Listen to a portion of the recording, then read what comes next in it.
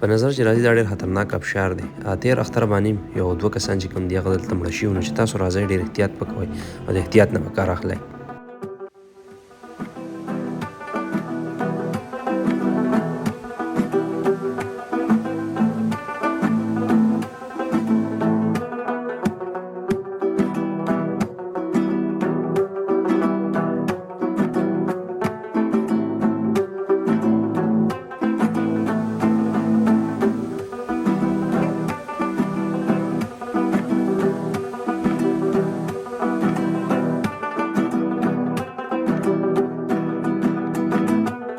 قبول کړئ چې زه اسدالرحمن ستاسو سره د یو نوي ویلاګ سره د بونیر یو بل مشهور ځای چې چړ په چړ باندې یادېږي په هغې ځای کې موجود یم.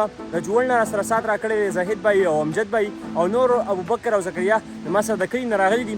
د دې ځای کې حال احوال او د دې ځای کې د ښکلاګانې درته ښیم. ځو زموږ سره دا ویلاګ وګورئ. هغې ځای ته چې ورسو شاید تاسو کتلی شئ اوبه ډېر زیات په تیزه باندې راماتې شوي دي. زموږ سره اوسئ او دا ویلاګ د سره د اخره پورې وګورئ.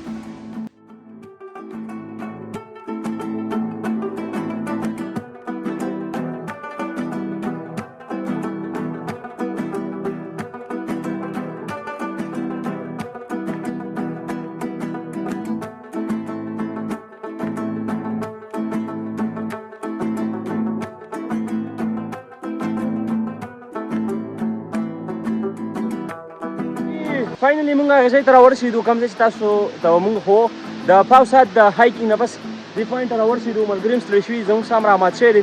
ډرون شاټ به سره شریکوو. او زاهد بھائی څه شریکول غواړئ؟ زه خو به دا شریک کړم. زمونږ کوشش خپل دا دی، زمونږ یو ټیم دی، اسدالرحمن دی راسره، عثمان دا ټایم نشته. مونږ کوشش دا ده چې مونږ په بونیر باندې کار وکړو.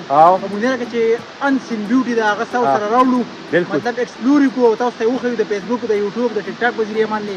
نو زمونږ میشن دغه دی انشاءالله، او تاسو نه سات غواړو، تاسو نه سپورټ غواړو په دغه میشن کې. تاسو زمونږ سره سپورټ وکړئ، نورې خبرې به سره اسدالرحمن وکړي. بالکل ډېره مهرباني. او زه ستاسو سره په دې ځای نه یو شریک دا هم کوم چې دا چړ ابشار چې کوم دی ډېر خطرناک دی.